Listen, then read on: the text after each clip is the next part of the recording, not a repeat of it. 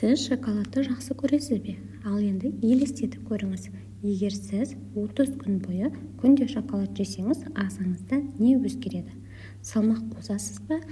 Ми жақсы жұмыс істейді ме, әлде жүрекке пайдасы бар ма? Бүгін осы сұрақтардың бәріне нақты жауап беретін боламыз. Шоколад әлемдегі ең көп сатылатын тәттінің бірі. Күн сайын миллиондаған адам оны жейді. Бірақ адамдар екіге бөлінеді. Бірі шоколадты зиян дейтіндер, екіншісі пайдалы деп санайтындар. Шындық қайда? Жауабы шоколадтың түрі мен мөлшерінде. Шоколадта флавоноидтар бар. Олар мидағы қан айналымын жақсартады. Соның нәтижесінде есте сақтау күшейеді, ойлау жылдамдайды, назар шоғырлануы артады. Сондықтан кейбір студенттер емтихан алдында шоколад жейді. Бірақ шамадан тыс жесең, керісінше шаршау, бас ауыру, назардың төмен болуы пайда болады. Қара шоколад жүрекке пайдалы. Ол қан қысымын төмендетеді, қан тамырларын кеңейтеді, жаман холестеринді азайтады.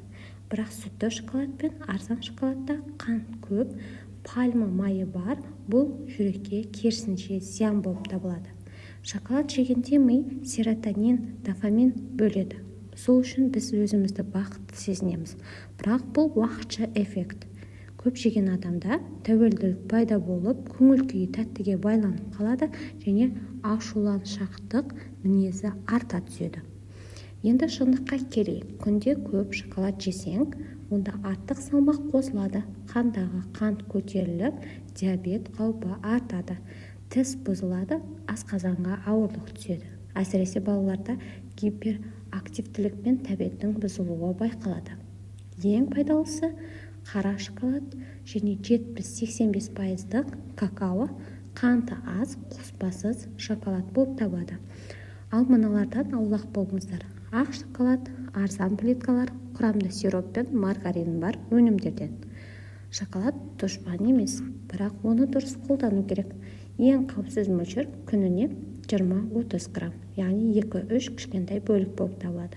Сонда сіз пайдалы аласыз, денсаулыққа зиян келтірмейсіз, көңіл күйіңіз көтеріледі. Ал сіз күніне қанша шоколад жейсіз?